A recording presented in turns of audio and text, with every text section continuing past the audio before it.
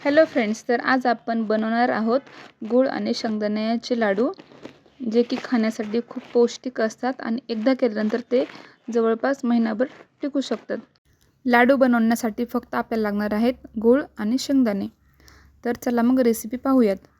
यासाठी आपण घेतलेले आहेत 1 किलो शेंगदाणे, जे की आपल्याला गॅसवरती मंद आचेवरती त्यांना भाजून घ्यायचं आहे. फ्लेम जर जास्त असेल तर ते करपून जातील आणि टेस्ट आपल्याला थोडी चांगली लागणार नाही आहे. आता हे भाजून झाले आहेत शेंगदाणे. आता आपण ते थंड करण्यासाठी एका ताटामध्ये काढून ठेवलेले आहेत. हे थंड होईपर्यंत आपण घेणार आहोत गूळ बारीक करून. मार्केटमध्ये रेडीमेड पण भेटतो असा किसलेला गूळ. तर आपण यासाठी घेतलेला आहे 1 किलो शेंगदाण्यासाठी जवळपास अर्धा किलो गूळ.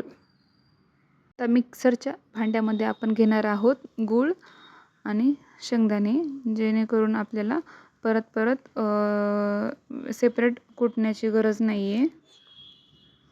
गूळ आणि शेंगदाण्याचं प्रमाण व्यवस्थित असेल तर नंतर लाडू बनवण्यास आपल्याला जास्त कष्ट नाही घ्यावे लागणार, ते इझिली बनून जातात. तर आपण मिक्सरमधनं शेंगदाणे आणि गूळ बारीक करून घेतलेले आहेत. तुम्ही बघू शकतात. त्याची कन्सिस्टन्सी जास्त बारीक पण नको आहे आणि जास्त मोठी नको आहे, मध्यममध्ये घ्यायचे आपल्याला. ते करून आपण सगळे शेंगदाणे आणि गूळ बारीक करून घेतले आहेत. चला तर मग आता बनवूयात आपण लाडू. बघू शकतात तुम्ही, लाडू एकदम इझिली बनत आहेत. अशा प्रकारे आपण सगळेच लाडू बनवून घ्यायचे आहेत.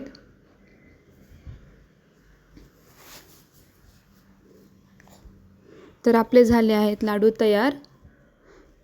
तुम्हाला कशी वाटली ही रेसिपी ते सांगा आणि माझ्या चॅनलला सबस्क्राईब करा.